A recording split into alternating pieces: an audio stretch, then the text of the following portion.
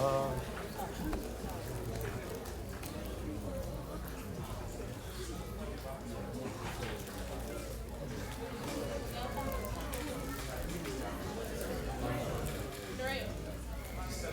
Okay. one second. One second. We're trying to reestablish the internet.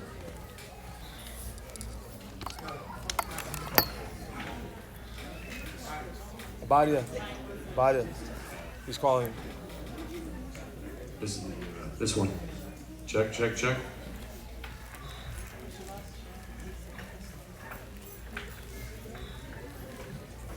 This one.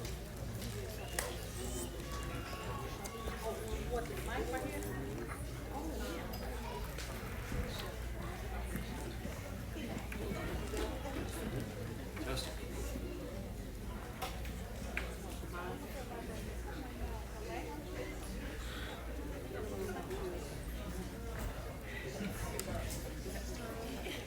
Now listen to you. I'll stay.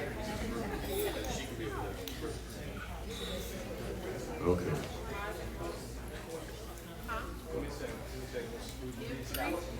Connection went down. It's probably on the table. The other wireless mic.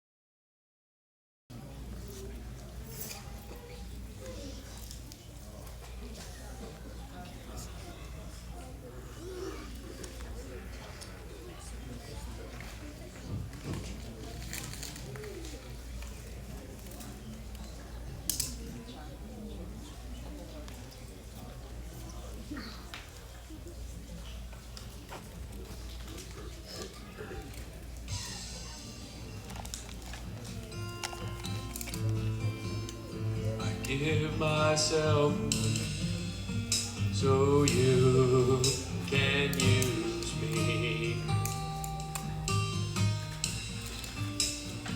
Give myself away.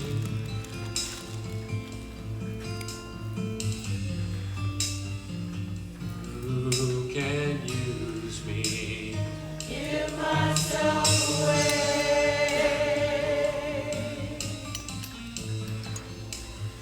Give myself away so you can use me. Give myself away.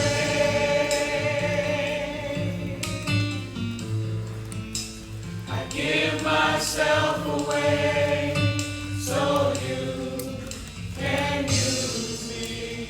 Here I am. Here I stand.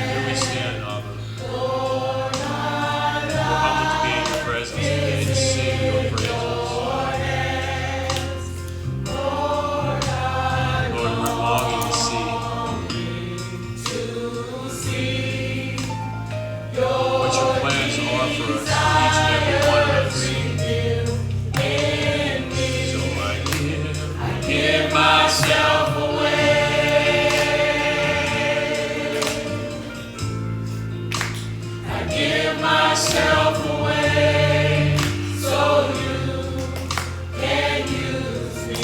I give myself away.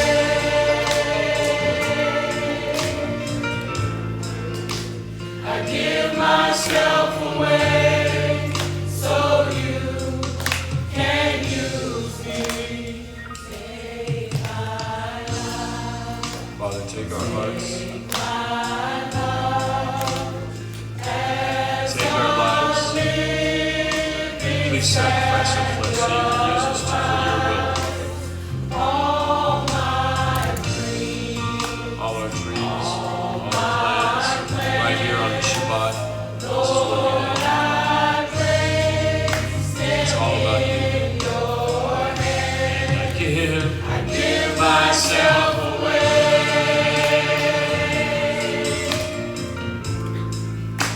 I give myself away so you can use me.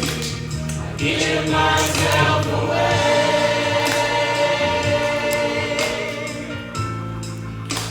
I give myself away so you can use me.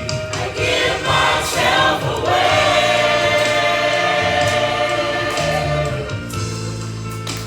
I give myself away so you can use me. I give myself away.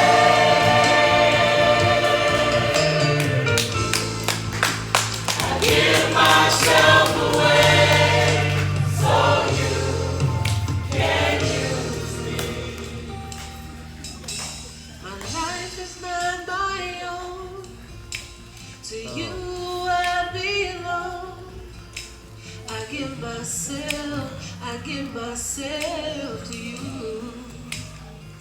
Oh, my life is not my own. To you I belong.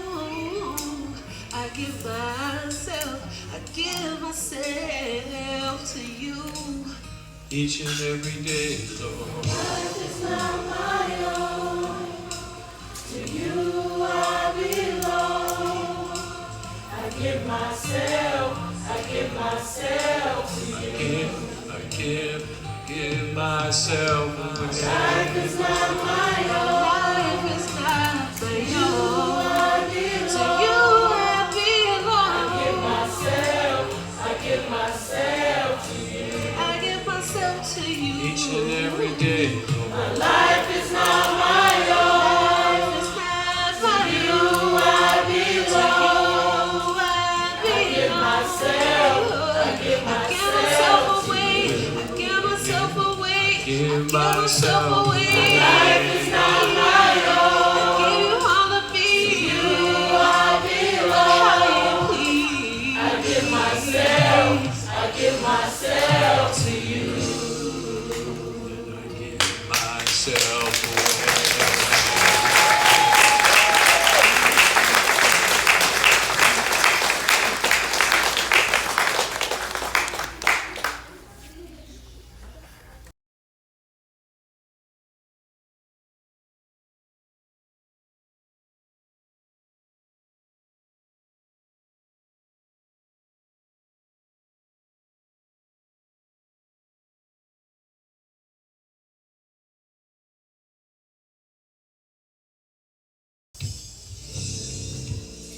Come on, y'all.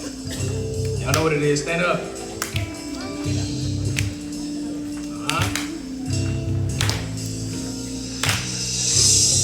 Yeah.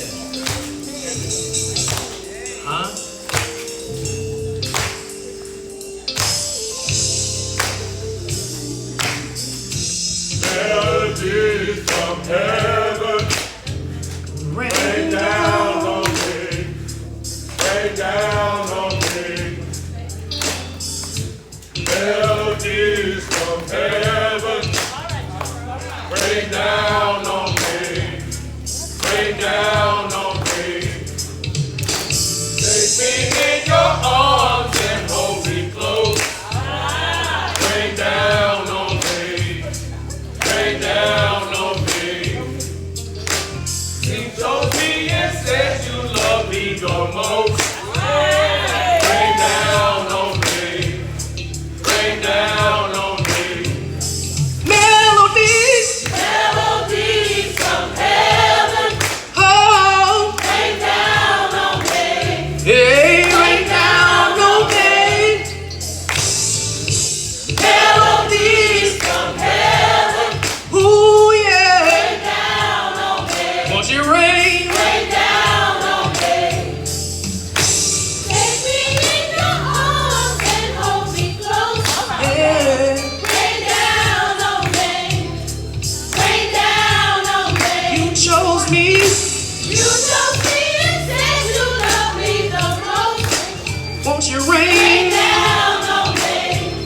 your rain. Come on. Rain. Rain. Rain. Rain. Rain down on me, let it fall on me. Rain down on me, let it fall on me. Rain down on me, let it fall on me.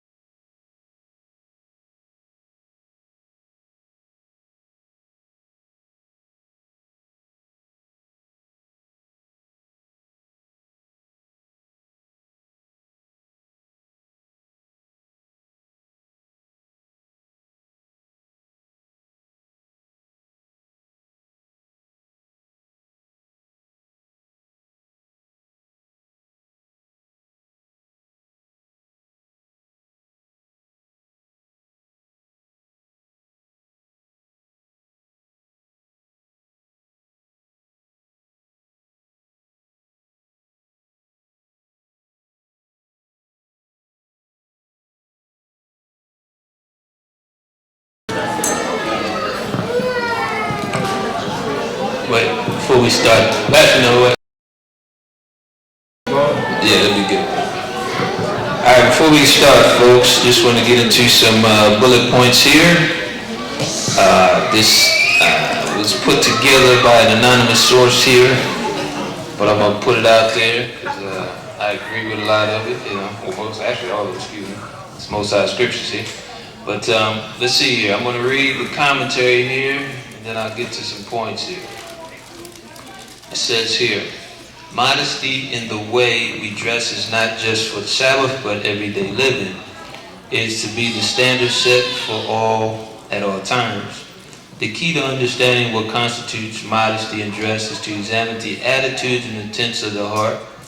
Those whose hearts are inclined towards the Most High make every effort to dress modestly, decently, and appropriately.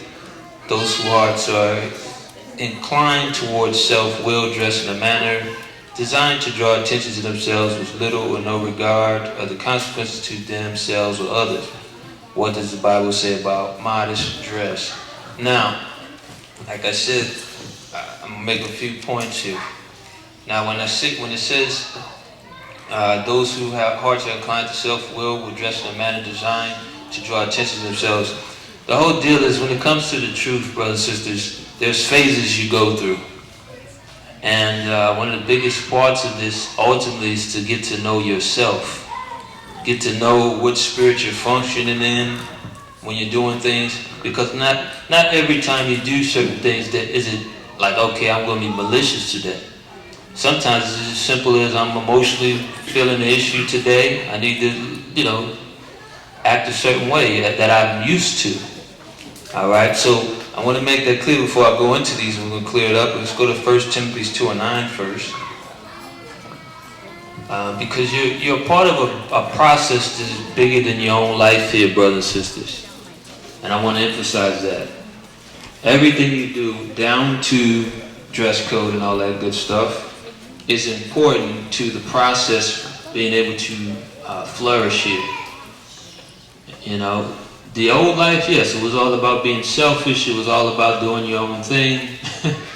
And in fact, that's what society promotes. But in your new life, when you went to the water, or if you haven't been to the water but you desire to be different than you were in the past, you have to start thinking about others and how your spirit can affect others. And that's in any aspect of this that you know is against Christ. All right? So 1 Timothy 2:9, we'll read that first. The other one? Yeah, the one with the key. 1 Timothy chapter 2, verse 9. In like manner also, that women adorn themselves in modest apparel, with shamefacedness and sobriety, not with broidered hair of gold or pearls or costly array. All right. It says, in like manner also, that women adorn themselves in modest apparel with shamefacedness and sobriety, not with broidered hair or gold or pearls or costly array. When you go into the context, and I'm going to get the full context here one moment, it's speaking about what's actually in verse 9 as well. The act of being in a spirit of shamefacedness. Meaning what? Meaning you're not looking for attention. All right? In fact, that may have been your life before, but when you come into the truth, you have to be the opposite of that. Okay? I use myself as the model, to get some few laughs, but it's the truth. Okay? In former times, I used to do the bodybuilding and all that good stuff, and I had the tank tops with all the different colors. I don't know if some of you may be old enough. Remember they had 50 Cent. He had all the different. I had all that stuff. Showing it off. But I was wise enough when I came to truth to realize, look, I still like to work out, but there's a certain way I must dress in a manner that will not tempt others. You understand? So at times I can be a little too critical of my dress, and I have to, kind of dial it back. But the point is that it's the same for everyone. You have to be concerned about other people around you, okay? Not just what you're struggling with, because what you're struggling with will eventually affect someone else, okay? So when we're reading this, understand the context. It's not saying, because I know there's this thing where people may have, understood, like took this a little too literally, Like they're saying, okay, well, if I have braided hair, well, some people, that's probably the best thing for them. Maybe they got problems with their hair or whatever, maybe it was a better style, or they're wearing some kind of gold. It's not saying you can't have any, because even Sarah had these things. Okay? It's the point of the excess, trying to get attention, that's important. Alright? So you have to realize the spirit in which this is being spoken here. I'll read it and a little bit up higher here, a little bit higher. I start from 2 and 8. Okay, and we're going to read down to, let's see, 2 and 10. That'll be better. 1 Timothy chapter 2, verse 8. I will therefore that men pray everywhere, lifting up holy hands without wrath and doubting. In like manner also, that women adorn themselves in modest apparel, with shamefacedness and sobriety, not with broided hair or gold, or pearls, or costly array, but which becometh women professing godliness with good works. Right. Now back then, braided styles and things was a big thing. You know, so not to say they aren't big now, but we have other styles that's going on these days that kind of where braids aren't as noticed as they used to be. You know, I used to put little gold strings and different things in the hair and everything, but it was done for attention. You understand? So the key part about this is if you're proclaiming godliness, which it says in verse 10, look, it should be more about your works. The way you shine before people, not about your jewelry shining. Okay, in the spirit of the Most High. Let's go to 1 Corinthians 6 and 19 through 20.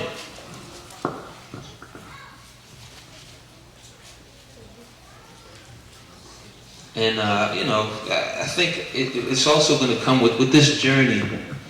And we read it earlier about the virgins. 5 were, you know, foolish, 5 were wise. And the foolish ones tried to, at the last second get in on, basically on someone else's merits. In the day of judgment, there will be no, well, this person prayed for me, this person was cool with me, so I get in too. Okay?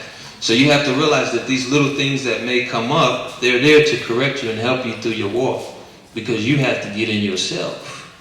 You can't rely on what someone else is doing. Or look at someone else. Sometimes we look at what other people are doing as the excuse for us to keep doing stuff we know we shouldn't be doing. Alright? So let's read this real quick. 1 Corinthians chapter 6, verse 19. What? Know ye not that your body is the temple of the Holy Ghost, which is in you, which ye have of the Most High, and ye are not your own?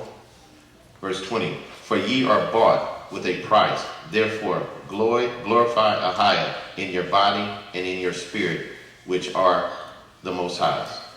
Alright, so even in your body, you must glorify the Most High.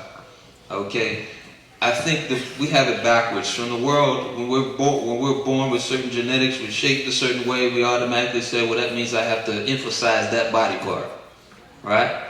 Well, the problem is the Most High didn't give you that for that purpose.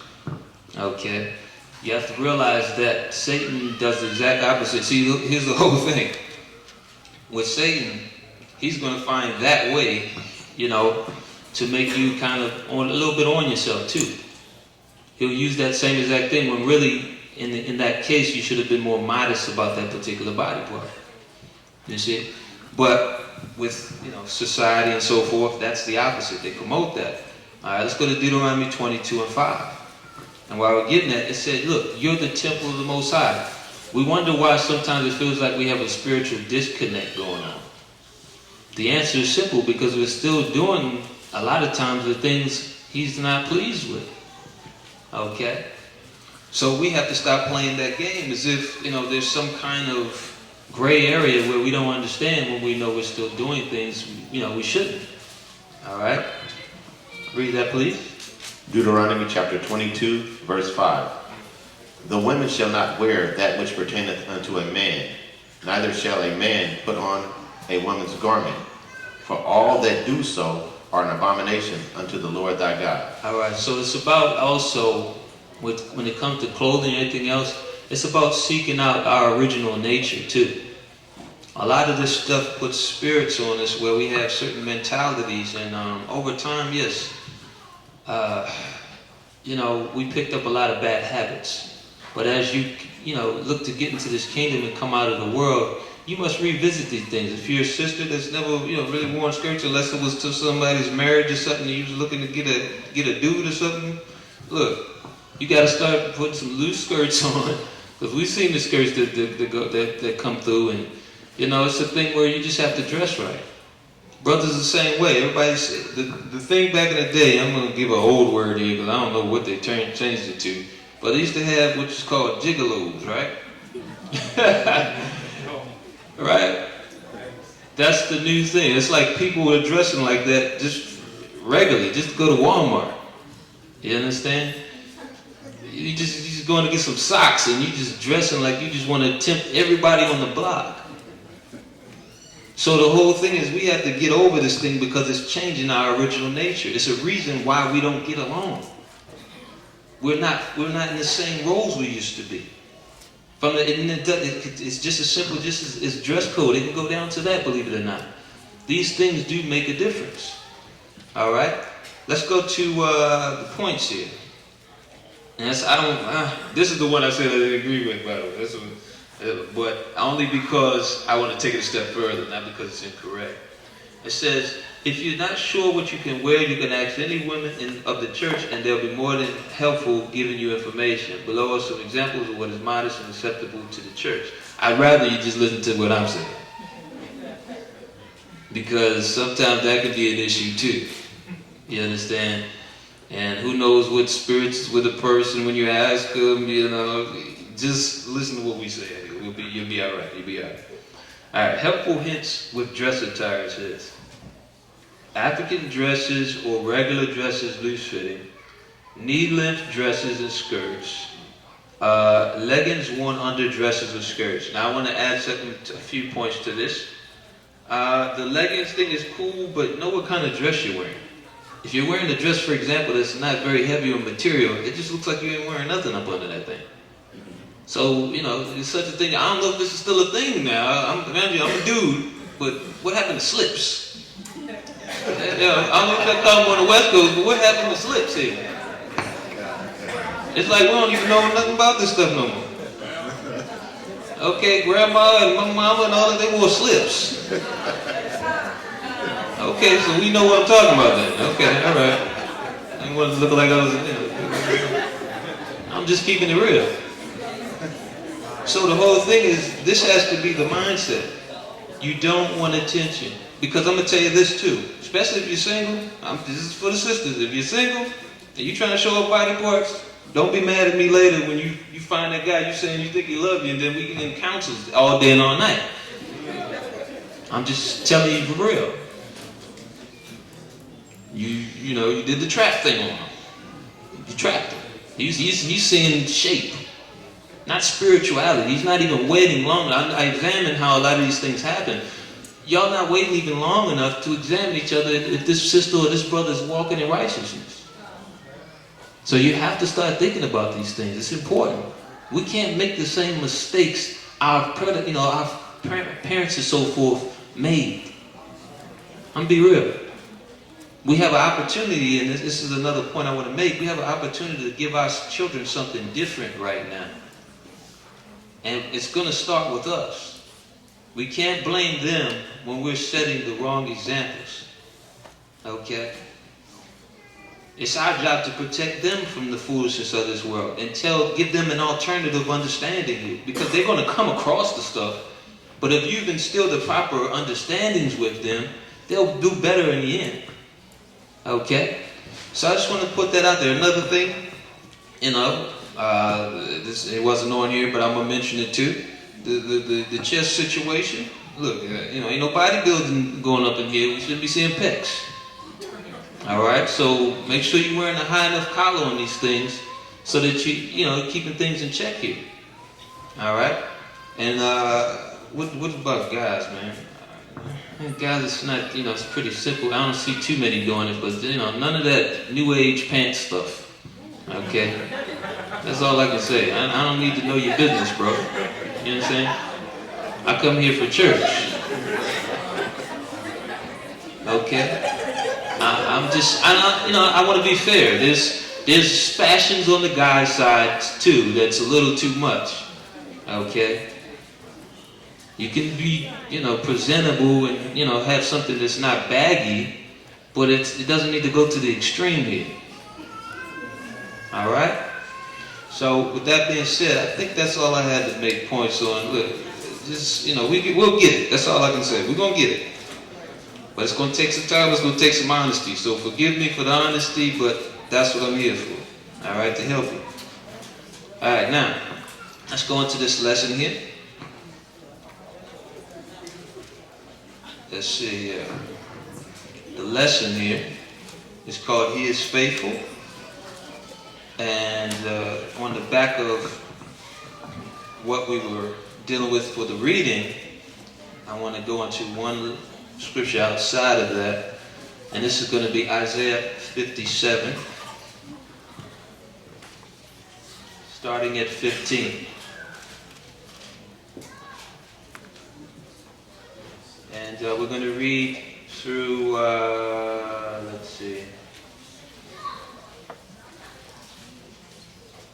through 17. Isaiah chapter 57, verse 15. For thus saith the high and lofty one, that inhabiteth eternity, whose name is holy.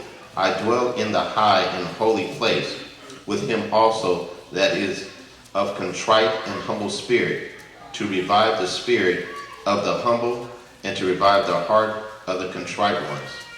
Verse 16, for I will not contend forever, neither will I be always wroth. For the spirit should fail before me, and the souls which I have made. Verse 17, for the iniquity of the covetousness was I wroth, and smote him. I hid me, and was wroth, and he went on forwardly in the way of his heart. All right, now jump to 55 and 6, and we're going to read through 9. And while he's getting that, just the point being made here is it's going to come down to us dealing with the spirit of humility. Realizing that, we don't have it all figured out on our own, and this word was written to help us, to get us through this process. If we're hoping to survive the things that we get so paranoid over, you have people calling you up, man, I just seen this on the news and that on the news, this is coming, that is coming. We have to put on that humble spirit and start to not lean on our own understanding when it comes to the Most High, and actually read it and apply it to our lives. All right? Let's read. Isaiah chapter 55, verse 6. Seek ye the Lord while he may be found. Call ye upon him while he is near. Let the wicked forsake his way, and the unrighteous man his thoughts, and let him return unto the Most High, and he will have mercy upon him, and to our God, for he will abundantly pardon. Verse 8. For my thoughts are not your thoughts, neither are my ways your ways, saith the Lord. For as the heavens are higher than the earth, so are my ways higher than your ways, and my thoughts than your thoughts. Right, so the Most High says, look, just trust what he's saying here. Let the wicked forsake his way, and the righteous man his thoughts, and let him return to the Most High. And then look, he goes into saying, look, don't worry about the rest. These thoughts ain't my thoughts. I know what I'm doing. You just got to trust what he's saying to do. You understand? So with that being said, how can you have that oil in your lamp if you don't do so? You're not ready. So that's the thing. Don't get on somebody else's actions. Start building today for yourself. Okay? It doesn't take nothing deep. It's not no special job you need to have. In fact, the funniest thing is the biggest job you can have is getting yourself together. Because it actually spreads out from there. Your children are only as good as you. Okay? And your diligence with them. The more you start putting, some of us, hey, you had the child already, they already been with a few years in the hood or whatever the case may be, so they got little issues there or whatever. But as long as you start to implement things, they'll catch up.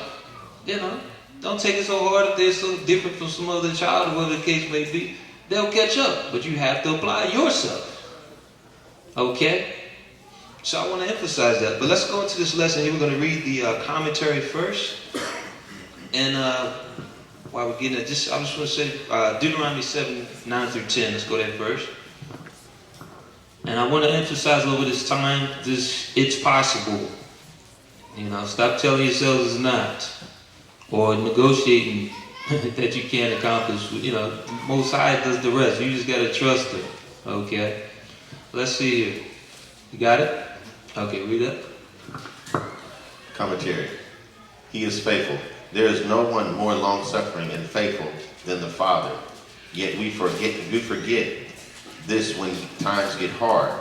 It seems the times when we need Him the most, we are even more defiant against Him when He has always been there to deliver us in trouble. The Father becomes the focus of our anger when Satan is actually the one operating to destroy us. When are we going to stop? When are we going to stop our backwards thinking? How do we learn to trust the Father when life has us thinking there is no one we can truly trust? Right. So we've been conditioned to think backwards. But the whole thing is, so that it's not open for opinion, you have the word that, guess what, any person can purchase. Written in black and white, how you can get your life together. You just have to seek it. You just have to blow the dust off that Bible and read it. Alright? Deuteronomy 7 and 9 through 10. Deuteronomy chapter 7, verse 9. Know therefore that the Lord thy God, He is God, the faithful God, which keepeth covenant and mercy with them that love Him and keep His commandments to 1,000 generations, and repayeth them that hate Him to their face to destroy them. He will not be slack to them that hateth Him. He will repay him to his face. All right. So you must deal with the commandments. And we're not talking about just some simple, because it's an Israelite thing to be worried about beards and fringes above all this other stuff. You find the biggest guys proponents of the beard and fringes thing, not to say that you shouldn't have these things, don't take me out of context. What I'm saying is you'll find that they got the most messed up situations. A lot of times. And the thing is, the Most High always wanted to put it on our inward parts, His commandments, His likes and dislikes. We just tend to be a people about the outward appearance, and it's unfortunate because it's done us no good so far. And guess what? In the future, it's going to destroy us if we're not careful. This mark is coming. All right? So let's continue. Let's see. Psalms 12, 1 through 8. And I'll read a little bit of the bullet point while we get that. It says, the curse upon our people is what causes our children to be cursed. And those demons pass from one generation to the next, and because we don't change, our children may go through trauma. The whole thing is, these things are passed down. The doctors try to convince us that the health problems are just, mama had it till you had it. No, what they're not mentioning is the real issue here. The demons that go from one generation to the next. Okay? Not a genetic thing where you're predisposed to, no, you can do a lot of things. Even we go to health stuff all the time. The bottom line is, 9 times out of 10, if your mama cuts, chest cancer and things like that, and you get it, it's probably because you're both eating the same food in the same house. Okay? And you just happen to have similar bodies because you're related. Okay? What we should be focused on, however, which is generational, is sin, foolishness. That's what's passed down to your children. Okay? And if we're not careful and diligent with them, and we learn it as we go, then it's going to go from them to the next, with no healing in sight. You understand? And I know that's something they briefly spoke on in Christian church too. They used to call it generational curses. Well, I call it generational sin. Okay? If daddy was dealing with some adultery or mama or whatever, chances are that child is going to be caught up in that. Because the demons are going to go for the next generation. So you must choose now what you're going to do.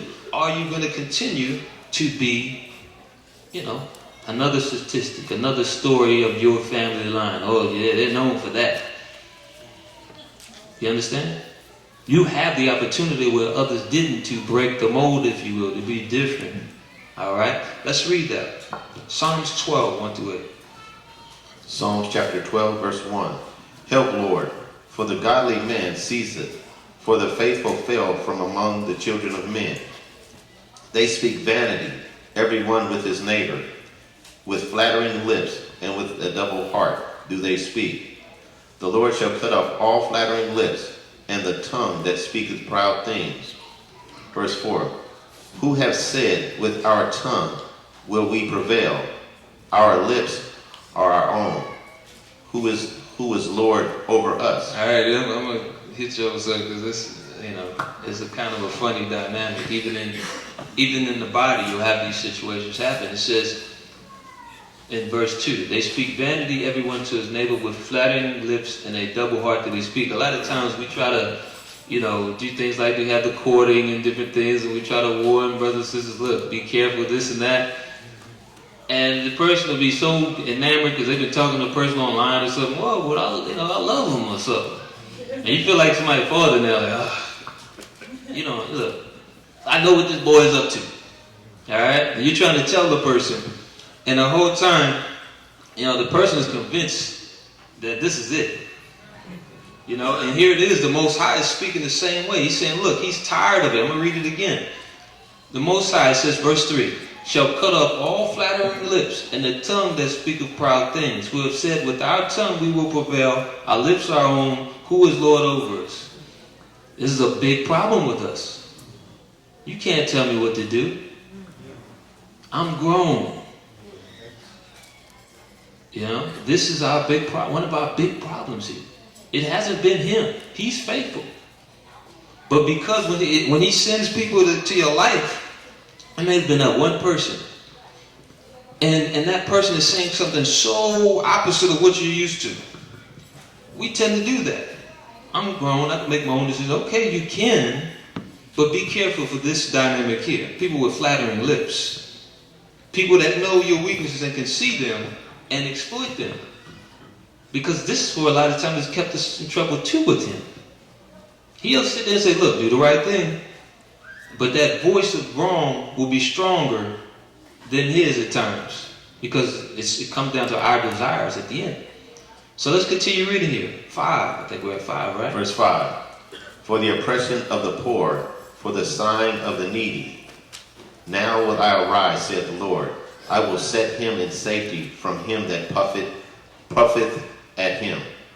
The words of the Lord are pure words, as silver tried in a furnace of earth, purified 7 times. Thou shalt keep them, O Lord, thou shalt preserve them from this generation forever. The wicked walk on every side when the vilest men are exalted. That sounds like Babylon to me. When the vilest people are running your country, the wicked will walk on every side. That's why it feels like more and more there's less and less of an avenue for you to talk to people with any kind of spiritual logic here. Because the wicked will walk on every side. Okay, you'll be having a conversation and you just know what you're saying is a spiritual thing. And the person, because they're already tainted by some mess they're dealing with in the shadows, is saying the exact opposite of what you're saying here. Or they're agreeing with someone who's straight off because of what they're doing in the shadows. So the whole thing is when wicked people are ruling, guess what? Expect it to be wicked all around you. That's the time we're in. But guess what? We're here. This is a funny thing. We're going to go to Psalms 31, 23 through 24. We're here to do something different. We're here to actually change that so that when we look around us, there's actually people that are not in that, walking in that manner.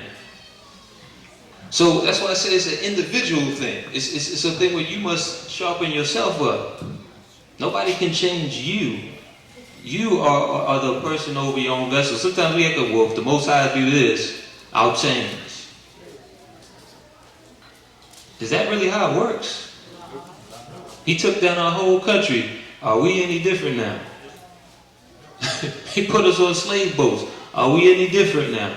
Even when we come in the truth, we forget those prophecies went down and we're still doing the same things.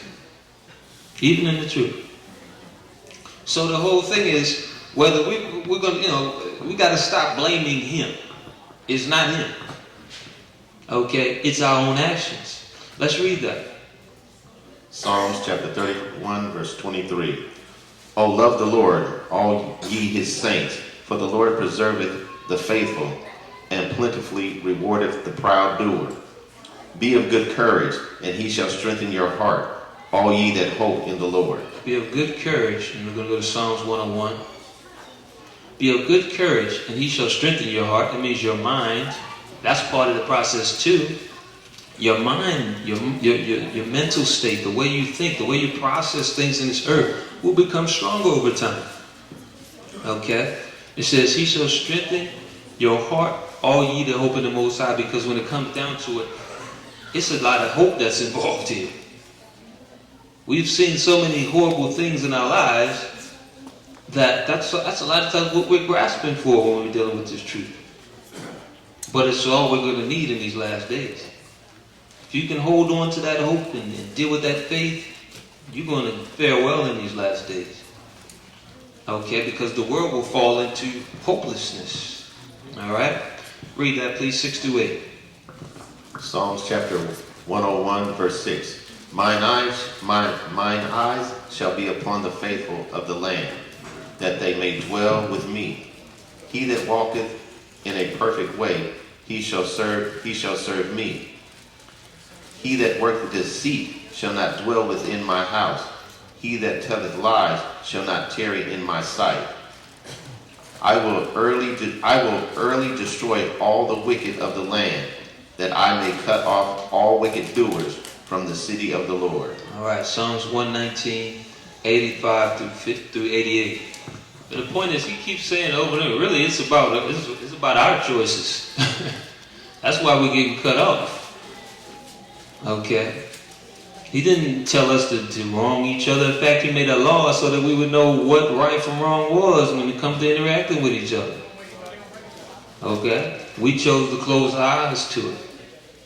Alright? As a matter of fact, it's funny because it's probably still to this day the #1 selling book in the world. Till this day. So everyone is basically being testified against because everyone pretty much has access to it. Even in foreign countries, you got these missionaries that go out trying to shove books under doors and stuff, trying to get it to the, whoever can't have it. So it's still going out. And before it's done, everybody will know. Okay? So you have to now get on board, and we're going to go to 85 through 88. You have to get on board here and prepare yourself. Stop waiting for whoever else to wake up or someone else to relate to you in a certain way before you change. Just make the decision. Turn the corner. Do what's right. You have the strength within you to do this. Okay, I said it before. This doesn't matter how much you bench, how much you curl. Okay? This is spiritual strength. Alright? So, let's see. Let's go to this scripture here. 85 through 88. Psalms chapter 119, verse 85. The proud have digged pits for me, which are not after thy law. All thy commandments are faithful. They persecute me wrongfully. Help thou me. They had almost consumed me upon earth, but I forsook not thy precepts. Quicken me after thy loving kindness, so shall I keep the testimony of thy mouth. All right, and jump down to 90 to 93. Verse 90. Thy faithfulness is unto all generations. Thou hast established the earth, and it abideth. They continue this day according to thine ordinances. For all are thy servants. Unless thy law had been my delight, I should then have perished in my affliction. Verse 93. I will never forget thy precepts, for with them thou hast quickened me. All right. So the whole thing is, his faithfulness is unto all generations. If it had been for anybody else, if it wasn't him at the top there controlling this whole thing, we would have been wiped out a long time ago. Luke 16, 8 through 13. And I was thinking about it while we were going there, just all the poison and stuff we've been eating for years and different things. These were produced in labs. It was somebody with an evil intent with some of the stuff we had. That we were ingesting. This is good. Somebody actually put some thought into how can I shorten the lifespan of these guys, but yet have it tasty enough where they keep buying it. So if it wasn't for the Most High, we wouldn't be here. I mean, half the stuff in our neighborhoods, you know, we go to the store, it's not a natural thing in the entire store, except for air. And even that's a little tainted, isn't it? Think about it. Whatever juice you give your kids, it's all jacked up. So you have to respect the fact that the Most High has been faithful. I mean, they probably look at us sometimes in their little meetings and be like, why aren't these guys dead yet? Man, we done put everything in there. You know, they probably testing it out on people. They just dropping dead. For some reason, we still alive. So we have to be thankful for that, man. It's not a game. The Most High really has put a hedge of protection on it. It's just a matter of choosing to wake up or not.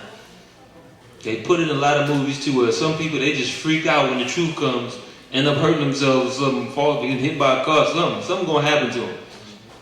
And it'll be plain as day, but they just reject it. They're talking about us. You know? Let's read that real quick. Luke chapter 16, verse 8.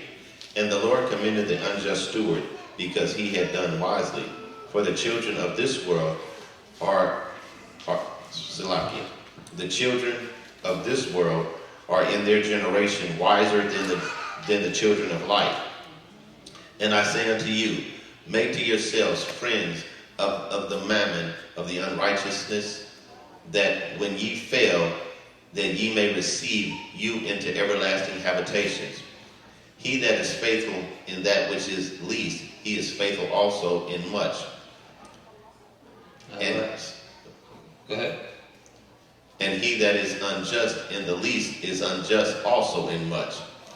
If therefore ye have not been faithful in the unrighteous mammon, who will commit to your trust the true riches?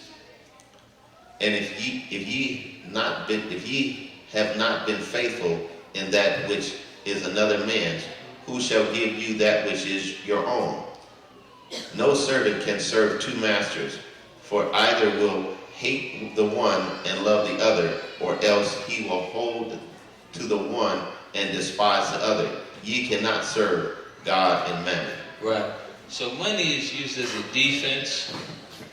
You know, it's not to be used to destroy yourself. And the whole thing is, if you can't be trusted to look after, this is a deep thing too. If you can't be trusted to look after something that someone else, if you don't have that kind of care, look, it's going to be the same thing for you. It's going to be the same thing. It has to be a certain level of respect for each other that comes along in this First Corinthians 1 and 6 through 10, where we start to put on these bullet points, these little finite things, because we think it's something is big that's somehow going to get us in. No, it's the little bullet points. The way we treat each other from day to day has to change. You understand? And learn to apologize if you're having a bad day or something and you snap out on somebody. That can happen, I'm sure. But learn to apologize. There's a lot of offenses that happen simply because we get too caught up in our own world and forget that we're, held to a higher standard now. So definitely start to function in a different manner and think differently here when it comes to each other. Watch at the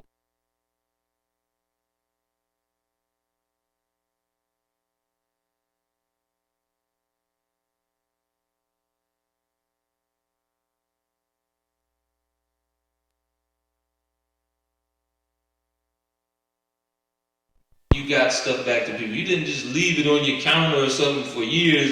Some cousin all of a sudden say, hey man, can I get this? You say, oh yeah, that's been sitting there. Now you had to make a point of caring about someone's stuff, because why? You would hope that they had the same care for you. That's, in a nutshell, most of the law is based off of that. How you would like someone else to act when it comes to you. That's what love comes down to, actually caring for each other to the degree where you even put your own mindset into it. What would I accept or Or how would I feel if this happened to me? You understand? So these are little things that, like I said, the Most High, we're going to go to 1 Corinthians 6, 1 and 6, is looking at. It's not him that's the issue. It's these little parts of it that we must round out in our lives. Let's read that, please. 1 Corinthians chapter 1, verse 6. Even as the testimony of Christ was confirmed in you, so that ye come behind in no gift, waiting for the coming of our Lord Yeshua Christ, who shall also confirm you unto the end, that ye may be blameless in the day of our Lord Yeshua Christ. The Most High is faithful, by whom ye are called unto the fellowship of his Son Yeshua Christ our Lord. Now I beseech you, brethren, by the name of our Lord Yeshua Christ, that ye all speak the same thing, and that there be no divisions among you, but that ye be perfectly joined together in the same mind and in the same judgment. Right, 1 Corinthians 10, 12 through 13. And it's funny because Satan found a way to make that polarizing for us, where we don't think that's a thing, like it should be that way. But in reality, what do you think the kingdom of heaven is going to be? Okay? There's going to be certain rules, and if you don't think that you want to philosophize around, zoop, you'll be done. Oh, well, I don't know about that one. I'm feeling this. Okay. It's not going to be like now where you get your own opinions or you get your little comments on YouTube or whatever. It's going to be one opinion. So you have to eventually get yourself in line with the Most High and understand what He's saying. Okay? Those things we can agree on. Of course, there's going to be little things. You're playing a game, you may think it's a better way to play a game. We ain't talking about all that. We're talking about when it comes to the understanding of the Most High and how we should treat each other, for example. Okay? It shouldn't be that deep, but sometimes it is because we're still worldly in our processing of things. Alright? Let's read that. 1 Corinthians chapter 10, verse 12. Wherefore, let him that thinketh he standeth take heed lest he fall. Verse 13. There hath no temptation taken you, but such is common to men. But I is faithful, who will not suffer you to be tempted above that ye are able, but will with the temptation also make a way to escape, that ye may be able to bear it. All right, 1 Thessalonians 5 and 21 through 24. And it's a deep statement because we've all experienced that, I'm sure. Where we did something wrong, but there was actually, even if it was just as basic as a voice told us don't do it, we still did it. So the Most High will literally have a situation where you will realize there's an alternative to what you're about to do and you'll still go through it. But if you look to get on the proper path, you must resist that foolishness, that temptation. And sometimes it will come before with someone else, someone trying to speak in your ear, you should do this when you know you shouldn't. Right? So this is the thing. 1 Thessalonians 5 and 21, if you want to make it, you have to realize, look what it said here real quick. It says, who will not suffer you? It's going to be some suffering going on in the flesh. You say, yeah, but I really want to do that. And the Most High got to hit you on the head and say, no. Because you keep going in that vein. So you have to suffer through that to the point where it's not suffering no more. It's easy. Alright? Saying no to stuff you have no business being involved in. Read that, please. 1 Thessalonians chapter 5, verse 21. Prove all things, hold fast that which is good. Abstain from all appearance of evil. And the very God of peace sanctify you wholly. And I pray, Ahiah, your whole spirit and soul and body be preserved blameless unto the coming of our Lord Yeshua Christ. Faithful is he that calleth you, who also will do it. All right. Faithful is he that calleth you, who also will do it. 2 Thessalonians 3, 2 through 6. And the Most High said he called us from the womb to wake up our people. He's faithful. You understand? A lot of us were probably part of lives where we remember having that thought process like, man, there's got to be more than this thing than what I'm seeing here. Something's up. And you slowly but surely, the Most High will take you through life. Some of you may have been in, who knows, you may have ran into some of the conspiracy theorists first, and, slowly but surely stuff started making sense, but it wasn't quite there yet. But he kept pulling you more and more, being faithful, saying, look, just keep focused, keep seeking me, eventually I'll be there for you. You see? But it was always us pulling in the other direction that made the process longer. Okay? That's really what it is. Let's read this here, 2 Thessalonians. 2 Thessalonians chapter 3, verse 2. And that we may be delivered from unreasonable and wicked men, for all men have not faith. But the Lord is faithful, who shall establish you and keep you from evil. And we have confidence in the Lord touching you, that ye both do and will do the things which we command you.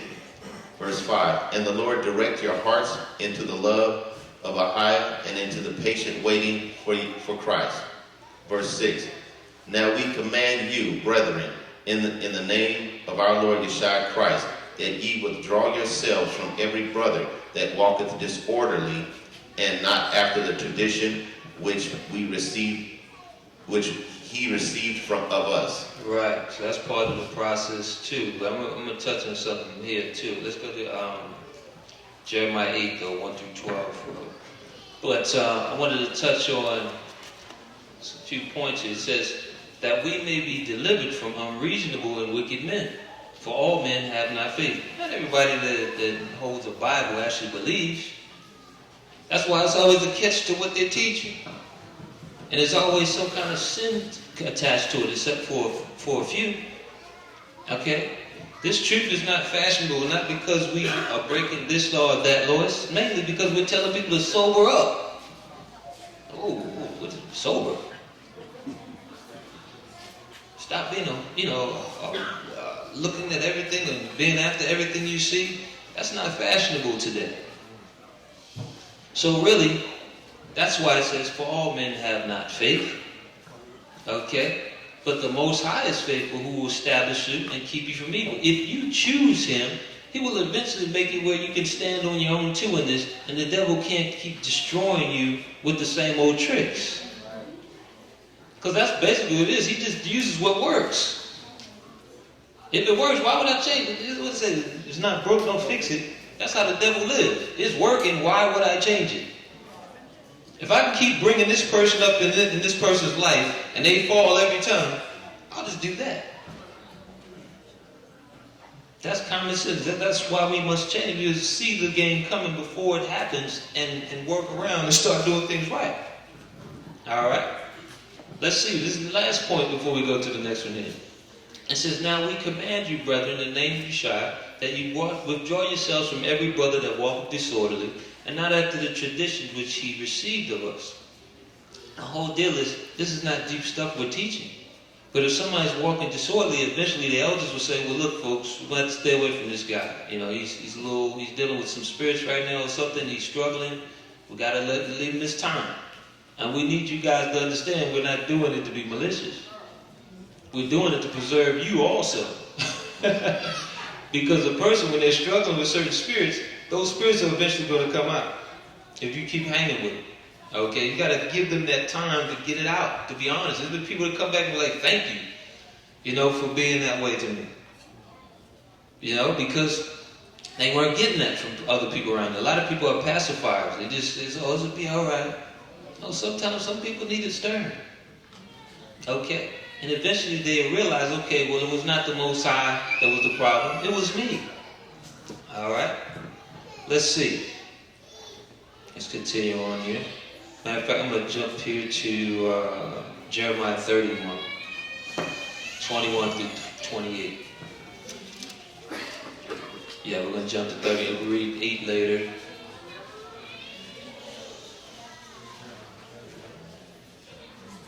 Through 28 verses.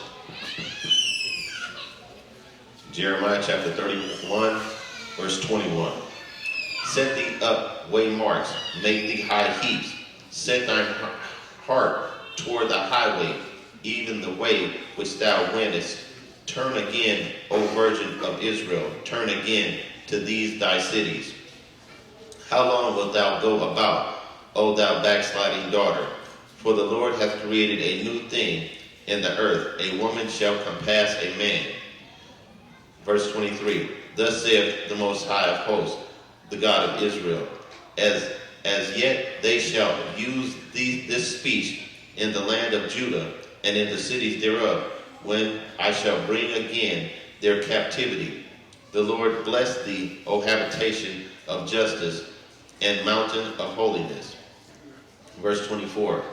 And there shall dwell in Judah itself, and in all the cities thereof together, husbandmen, and they that go forth with flocks. Verse 25. For I have satiated the weary soul, and I have replenished every sorrowful soul. Verse 26. Upon this I awaked and beheld, and my sleep was sweet unto me. Behold, the days come, saith the Lord, that I will sow the house of Israel and the house of Judah with the seed of man and with the seed of beast. Verse 28. And it shall come to pass that like as I have watched over them to pluck up and to break down and to throw down and to destroy and to afflict, so will I watch over them to build and to plant, saith the Lord. All right. The point here says the Father is the supreme head. It is by him that kingdoms rise and fall. It is his will that we prosper and will reward us far more than he cursed us if we only believe in his faithfulness and keep his commandments. Isaiah 50, 1 through 10. And that just emphasizes that point. Like I said, we can just go to practical stuff. The food in our neighborhoods is proof that the Most High kept us alive. Okay? You know, we was eating everything and still somehow we made it. I don't know, did y'all eat scrapple on the West Coast? You ever heard of scrapple? Okay, if you ain't from it, you probably, yeah. It's basically just some pork smacked together in a lump. It looked great. I'm not sure why it was great. But I just think of these things that they would put for us as delicacies, because our people love cooking it with eggs and everything, and, you know. And it was just a lump of processed who knows what from a pig. And when you read these things, like, they had us breaking the law on purpose, left and right. Like, who was the company that came up with that? And still, at the end of all time, you know, the Most High still came back and reached out and said, look, it's all right, wake up. We're going to get your health together, and we're going to move you out of this foolishness. So we got to give him more credit than that. We would have never woke up. You understand? It didn't matter what religion we're in, they weren't trying to wake us up. If they did, it was only a veneer of waking. It was this appearance of trying to wake you up. But now you have that opportunity. I mean, it's funny, nobody, well, probably, I think this half say they remember Scrabble, so it must be some East Coast people over there somewhere. Okay, all right. All right. Isaiah 50, 1 through 10, let's read that. Isaiah chapter 50, verse 1.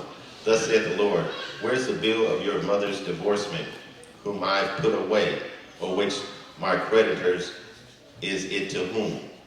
I have sold you, behold, for your iniquities have I sold yourselves, and for your transgressions is your mother put away? Wherefore, when I came, was there no man? When I called, was there none to answer? Is my hand shortened at all, that it cannot redeem, or have I no power to deliver? Behold, at my rebuke I dry up the sea, I make the rivers a wilderness. Their fish stinketh, because there is no water, and dieth for thirst. I clothe the heavens with blackness, and I make sackcloth their covering. The Lord God hath given me the tongue of the learned, that I should know how to speak a word in season to him that is weary, and wakeneth morning by morning, and wakeneth mine ear to hear as the learned. Verse 5, the Lord God hath opened mine ear, and I was not rebellious, neither turned away back. I gave my back to the smiters, and my cheek to them that plucked off my hair. I hid not my face from shame and spitting. Verse 7, for the Lord God will help me, therefore shall I not be confounded, therefore have I set my face like a flint, and I know that I shall not be ashamed. Verse 8, he is near that justifieth me, who will contend with me. Let us stand together. Who is mine adversary? Let him come near to me.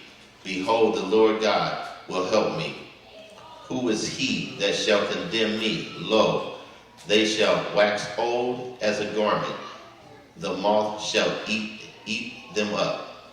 Verse 10. Who is among you that feareth the Lord, that obeyeth the voice of his servant, that walketh in darkness and hath no light? Let him trust in the name of the Lord and stay upon his power. All right, I want to read this commentary here. It says, we are like a wicked spouse in the midst of adultery, yet we always blame the Father. Regardless of our ways, the Father has still offered us restoration through Christ. It's like, and this isn't going to any sin, you offend somebody else with your sin, and you try to find a way to blame them for what you did. You understand? Well, you weren't giving me enough attention, whatever. You understand?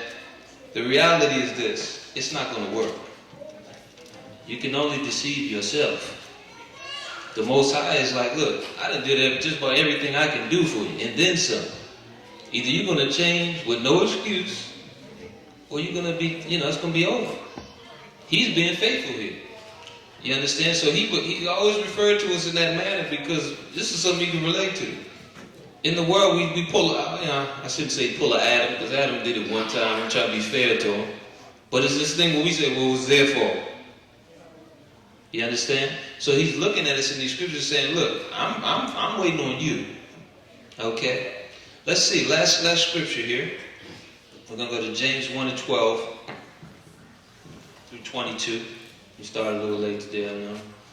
James 1:12 through 22.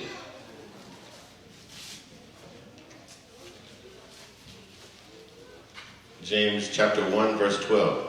Blessed is the man that endureth temptation, for when he is tried, he shall receive the crown of life, which the Lord hath promised to them that love him. Let no man say when he is tempted, I am tempted of the Most High.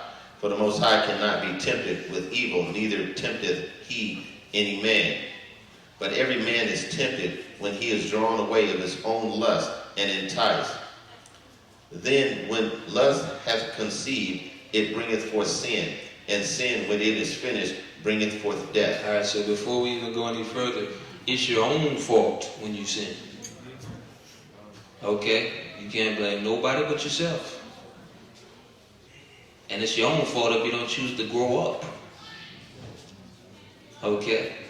That's one of the biggest problems in our neighborhoods. We have become, just full of complaints without resolving our own issues. We'll see the problem clear as day, but we've got to try to do a little smoke and mirrors and make it seem like it's something that it's not. So the whole thing is the Most High said, look, I didn't tempt you, neither do I tempt anyone. All right? And it says, look, understand this. When lust hath conceived, meaning you done put all this mess in your head, okay, and you continue to do it right day in and day out, eventually it bringeth forth sin. Eventually you're going to sin. And sin bringeth forth death, because there's a penalty at the end of this. You're not going to be able to hide behind grace forever. All right?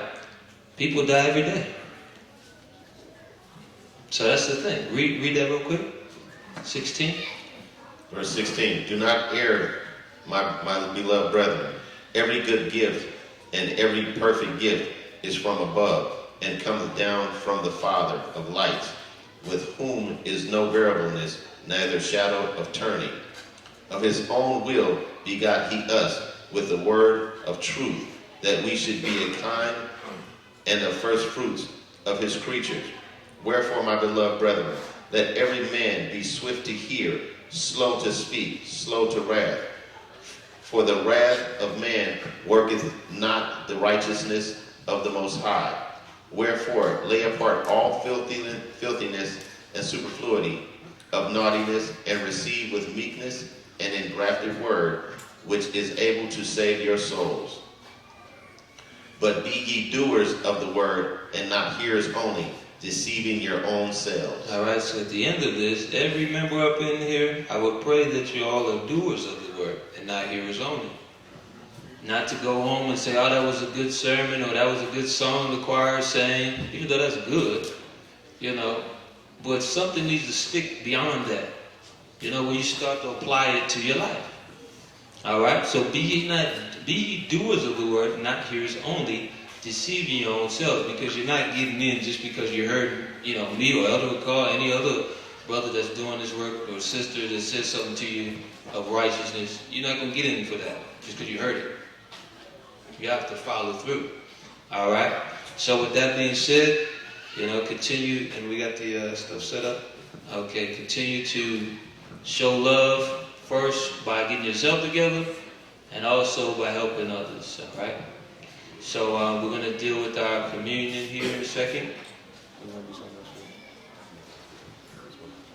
Okay, we're going to hand that around. We'll have the baptized members there.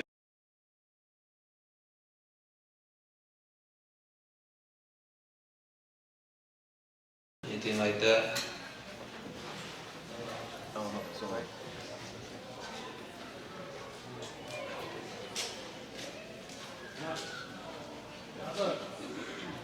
As a matter of fact,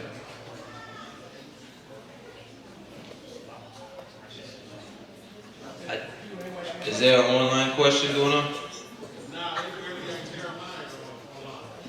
Okay.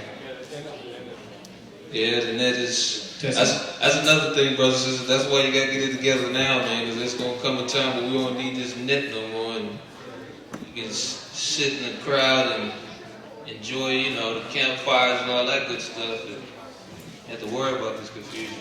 There's always some technical issues. Of course, some of it's spiritual, but you know, these gadgets are not, they're not built to last, any of it. Doesn't matter the technology to give us the cheapest stuff. So, all right, so if you have any questions, I want to touch on something real quick. No, we can do it for them. We're going to go to Matthew 5:17 real quick, because the question was asked to me earlier, and I thought I would just throw it in since we don't have any questions. And let me be clear, I didn't try to intimidate y'all by saying those Star Wars questions, because if all you got is spaced out questions, we got a problem anyway. Okay, but regular questions you can still ask, okay? If that's all you're dealing with is some spaced out questions every time you open your mouth, you got a bigger problem than you think. Okay, the basics are good to know too. Alright? But I wanted to touch on some things because it was asked about, you know, you have sometimes people where they try to, you know, value the New Testament over the Old. Okay? And try to convince themselves that somehow you're not supposed to deal with any laws, you know, and all that confusion. So scrapple is a good thing for some people. All right. If you just Google it when you get home. It's a block of pork. It's a whole nother story. But anyway, let's see. Okay, well I'll get to it in a second. We've already started on this mode here. We'll go to Romans 3:30 first. Romans 3:30 through 31. Because the question was posed, well, what about if I want to show somebody in the New Testament about these laws? And I have to keep in mind that everyone doesn't catch everything at the same time. I would emphasize, though, make sure that you get the academy if you haven't done it before. And, you know, there are new things that are added from one academy to the next that you may catch. So check that out to help with your vocation. But I wanted to go through a few of these scriptures in the New Testament to show that these things are still important. Read that, please. Romans chapter 3, verse 30. Seeing it is one God, which shall justify the circumcision by faith and uncircumcision through faith. Do we then make void the law through faith? God forbid. Yea, we establish the law. All right, so when we set up the churches, we must begin to teach our people the laws, like staying away from pork and all this good stuff. That'll be the basics that'll help them. And then we go a little deeper into things. We don't get rid of them. This is New Testament. Okay, we must establish it. We must put it out there. All right, let's go to, matter of fact, let's go to Matthew 5 and 17. Because, unfortunately, with the churches, they butcher Paul and use Paul to overthrow Christ and what he says. And they don't even realize they're doing it a lot of times. So let's read that real quick. 5 and 17 through 19. Matthew chapter 5, verse 17. Think not that I am come to destroy the law or the prophets. I am not come to destroy, but to fulfill. For verily I say unto you, till heaven and earth pass, one jot or one tittle shall in no wise pass from the law, till all be fulfilled. Whosoever therefore shall break one of these least commandments, and shall teach men so, he shall be called the least in the kingdom of heaven. But whosoever shall do and teach them, the same shall be called great in the kingdom of heaven. Right. So we tend to teach certain things based on us not wanting to stop sinning, unfortunately, in a lot of churches. But it's still New Testament, very clear. Christ says you must deal with the law still. All right? He didn't come to change that. He just came to fulfill the prophecies within the law that spoke of him. Okay? Let's go to Romans 2 and 12.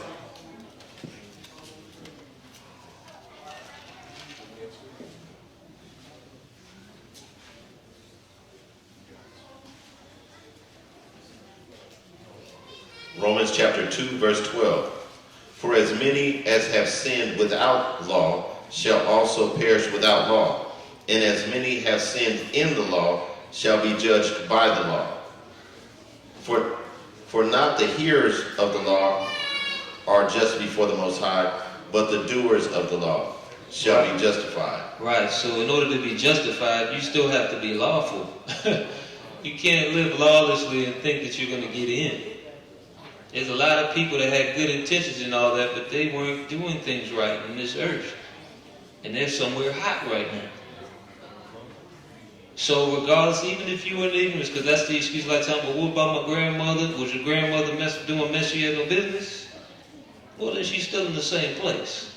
It doesn't matter what level of the law she understood. It's about being able, because the whole deal is, even in the scriptures, they tell you that it's times past the Most High winked at our ignorance. He knew that we went into captivity. But while in this captivity, did you live a certain manner with your neighbor and so forth? Were you around committing adultery, doing all kinds of mess you had no business? You understand? It depends what you were doing. So the Most High is fair in his judgment. He understands what you have access to and understand. But he didn't say, guess what, no more law. Because the law, guess what, will come out from Jerusalem. It's not going nowhere. That's scripture too.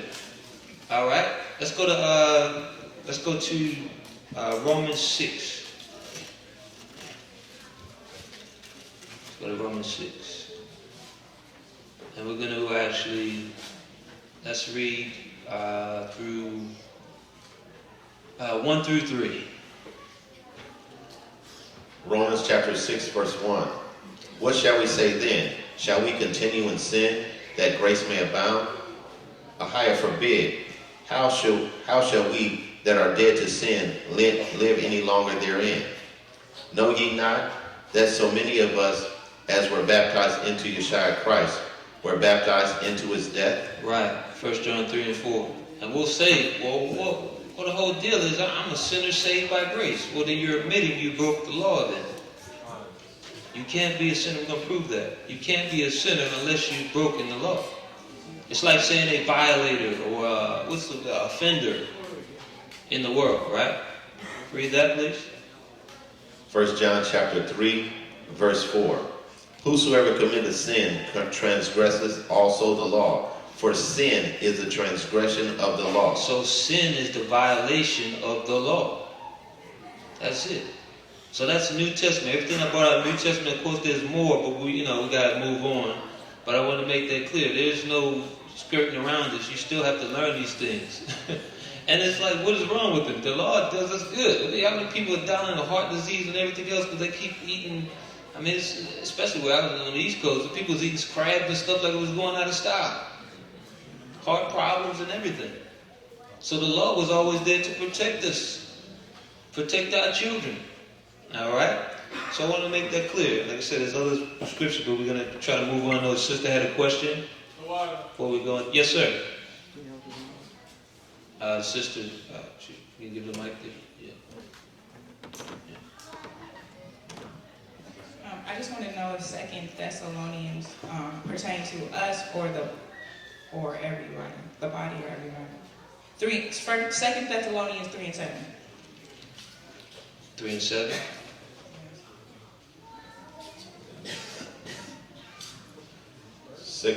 Second Thessalonians chapter 3 verse 7. For yourselves know how ye ought to follow us, for we behaved not ourselves disorderly among you. You saying? Repeat the question. You said it's.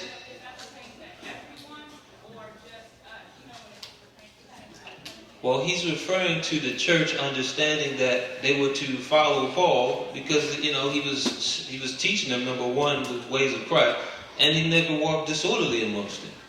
So you have to follow these same examples. You understand? And this is another problem that's been in our churches for years. The past ain't right, the people ain't right either. So eventually, that's why I say it's from the top down. You can't be a fornicator trying to run a church. There's a problem there. So that's what it's talking about. Follow us because we were setting the example. That's what Paul was saying. Yes, questioning? Shalom, Elder. Yes, sir. Can you expound on Luke 16, verse 9?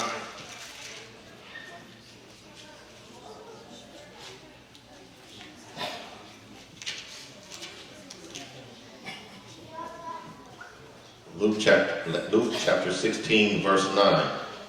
And I say unto you, make to you yourselves friends of the mammon of the unrighteousness, that when ye fail, that ye may receive into everlasting habitations. Okay, 1 second. It's like Elder Ricard was saying on multiple occasions probably, when it comes to being money as a defense, but not just your physical, but also your spiritual things. You must be able to store up things in heaven. You understand? So not just the physical aspect. A lot of people, they end up burning stuff out of their pocket. I'm going to read the curse here. A lot of people may not know this is a curse in the scriptures. Let's go to Haggai 1 and 6. We burn out money from our pockets as fast as we get it. All right? And it was actually part of a curse. But like I said, on the spiritual level, it's the same thing. We have to invest in the proper things. Stop wasting our time. All right? Read that, please. Haggai chapter 1 verse 6. Ye have sown much and bring in little. Ye eat, but ye have not enough. Ye drink, but ye are not filled with drink. Ye are clothed. Ye clothe you, but there is none warm. And he that earneth wages to put it into a bag with holes. All right. This is part of our curse. Being a people who basically, as they say, paycheck to paycheck. Never able to save nothing. You can have the most massive of houses, and then we go look at your bank account, you got $1,000 in that best. And you got a massive house. So the thing is with us, this was part of our curse. So Christ is saying, look, not just for the physical, because that physical is important too. You know, a lot of times we got to learn how to budget, man. We're going crazy sometimes. But also the spiritual side. You got to choose a side. You can't serve both. You can use that as a defense, but you can't become a slave to it. Okay? And I think there's even spirits. And he's mentioned there's actually a spirit that some of the elites actually follow as far as mammon. Okay? So this is on two levels. You know, the physical issues we have with the money, you can't keep it in our pockets, don't know how to save a dime. But also our spiritual investments are all over the place. So, with that, does that help you? You understand? To me, when I read it, I don't know, it sounds like it's saying something like make friends of man of righteous. I guess like in the last days, like some of the way I look at it, I see it is that the unrighteous, some of them may, I guess, be helpful in the end with them having the money to protect one or hire one in certain areas when they go down or something like that. Right, well, the next verse is what really helps you get it. It says, he that is faithful in that which is least is faithful also in much, and he that is unjust in least is just in much. So the whole thing is, even if you're talking about your scenario, we have to learn to be wise. You know, when you to be able to move in certain circles and things, we have to learn to be wise and be, you know, more responsible, so that when we're asked to be in bigger responsibility situations, you know, in the future, we're going to handle those things. So even, you know, but mind you, that what he's mentioning here, it still goes back to mammon. You understand?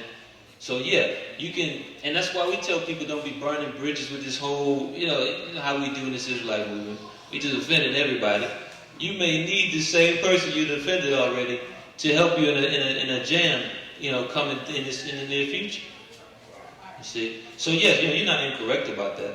It's just that it's, you know, it's, like I said, it's a physical side to it, but it's also the spiritual side. We need to learn to invest a little better in it.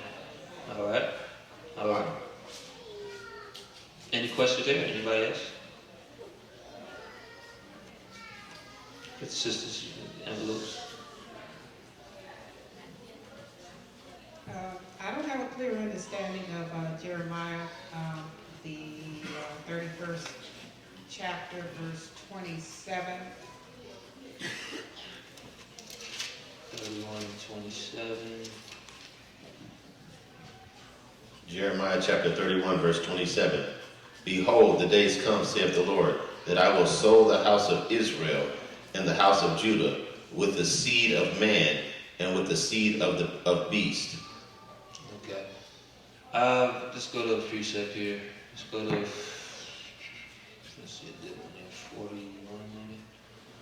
Let's see, 41. Let's go to Jeremiah 14. It's 14. Let's see. 14 and 4. Not 14, excuse me, Isaiah 14.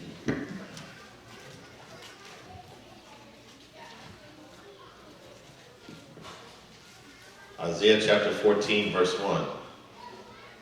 For the Lord will have mercy on Jacob, and will yet choose Israel, and set them in their own land, and the stranger shall be joined with them, and they shall cleave to the house of Jacob. All right, so when you're talking about what's going to happen, we're going to be in a state of rulership, and our land will flourish. We'll have more animals, as to say, really, we don't have any right now, but a lot of us, but we'll have those things, and we'll also have men to till the ground and everything that needs to be done. Okay? So that's what it's referring to there.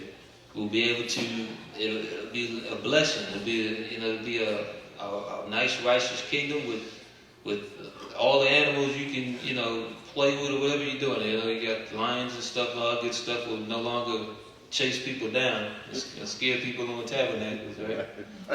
So all that stuff will be in place now. Okay? You won't have to be worried about being scared of raccoons anymore, ladies, you know. No, for brothers too, let me be fair. It'll be nice, peaceful situation. You'll have plenty of them. Alright? That's what it's talking about, okay? Alright. Okay, so let's see. I think that's pretty much it for now. We'll probably get some questions later, but let's deal with this communion. Alright? Because the communion is very serious, brothers and sisters. And we're going to go to Matthew 26 first. Because when you examine the things that happened in communion, or during the time when this came about, you examine the fact that it wasn't strangers. You know, we tend to harp on that in Israelite gospel things. It wasn't the strangers that were the problem. It was those around them that they thought they could trust, right? So when we take this communion, we got to be a little bit more serious about what it was about. Christ was showing you, look, guess what? You have to learn yourself so you can properly take care of each other after I'm gone here. Because if you don't, this is what could happen. You have to learn to love each other. And every time you take a beat, you have to be mindful of how you function with others. Okay? Because, I mean, there's no greater example of how evil can consume the mind and have you doing the most, the absolute most crazy thing you can imagine than what happened to Christ. No sin whatsoever, yet they wanted him dead. Okay? So let's go into this a little bit. Let's go through it. 26 to 17, we'll start there. And we will stop at about 35, I think. Matthew chapter 26, verse 17. Now the first day of the feast of unleavened bread, the disciples came to Yeshua, saying unto him, Where wilt thou that we prepare for thee to eat the Passover? And he said, Go into the city to such a man, and say unto him, The Master saith, My time is at hand.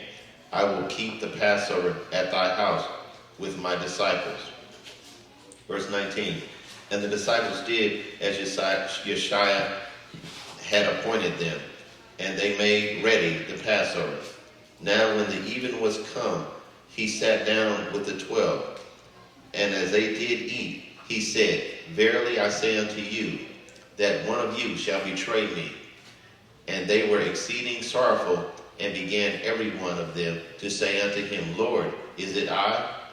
And he answered and said, He that dippeth his hand with me in the dish, the same shall betray me.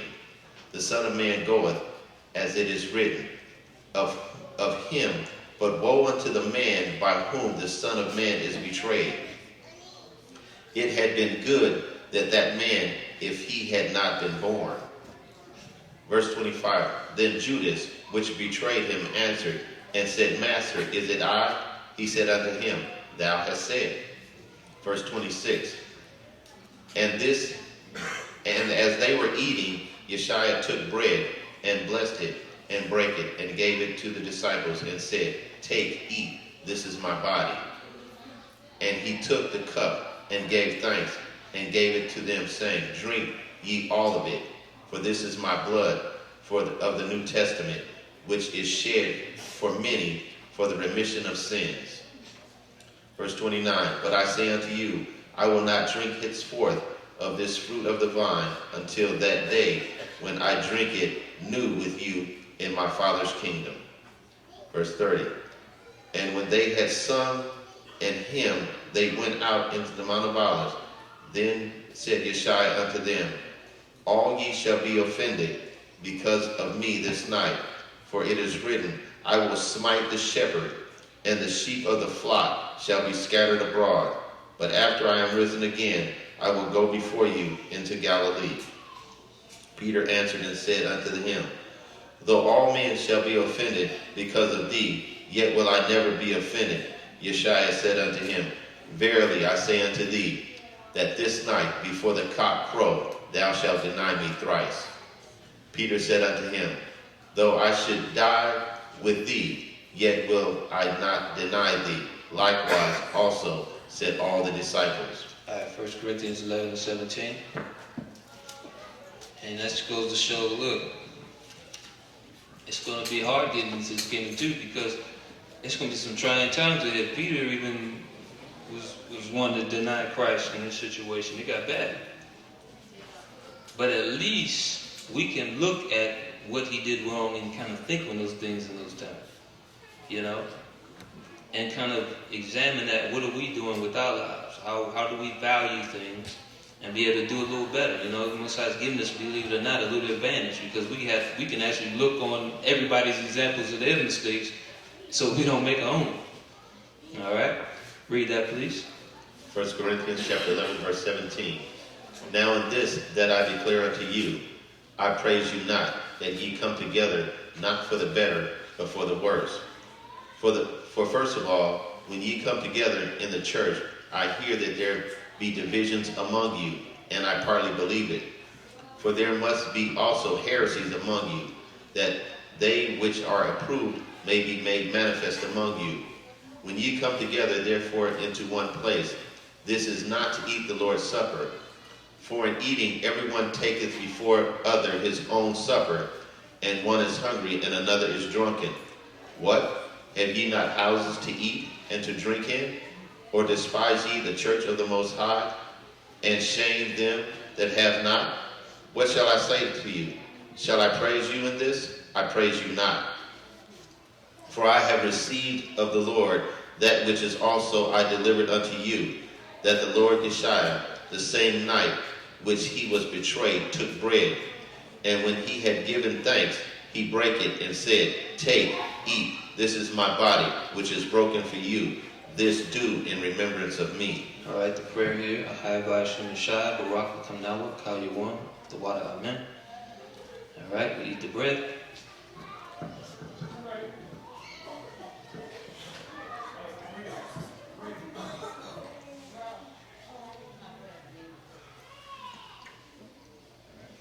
After the same manner also, he took the cup when he had supped, saying, This is the cup.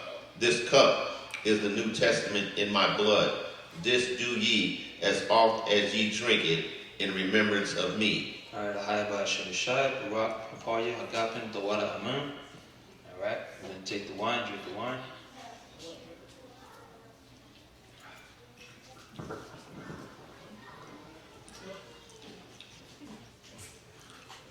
For as often as ye eat this bread and drink this cup, ye do show the Lord's death till he come. Wherefore, whosoever shall eat this bread and drink this cup of the Lord unworthily shall be guilty of the body and the blood of Gocc. But let a man examine himself, and so let him eat of that bread and drink of that cup. For he that eateth and drinketh unworthily eateth and drinketh damnation to himself, not discerning the Lord's body.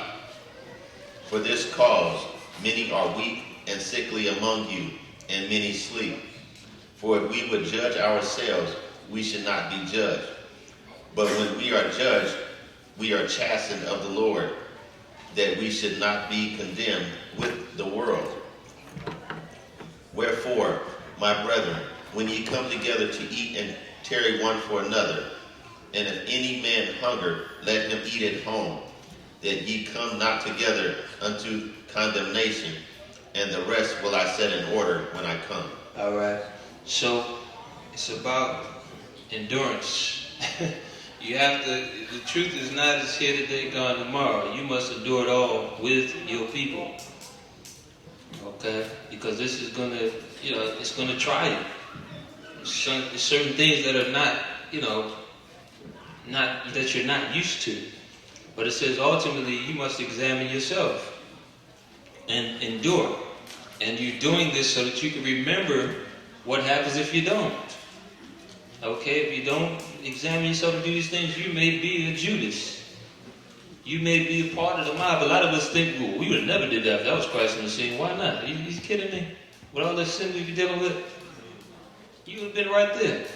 No idea. And this is the funny thing about our people too. And it's not just our people, because I've seen other people do this too, but I'm going to be real. You'll have a situation in which, brothers and sisters, there'll be some issue break out, there's a fight about to happen, and you don't even know what it's about. And you're trying to now plant yourself into that thing.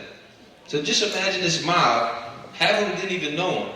But yet we're there because everybody else said it should be done. So this is why you have to examine yourself. Who are you?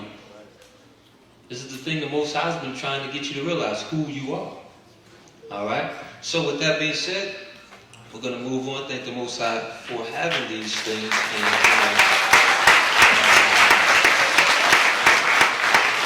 we're going to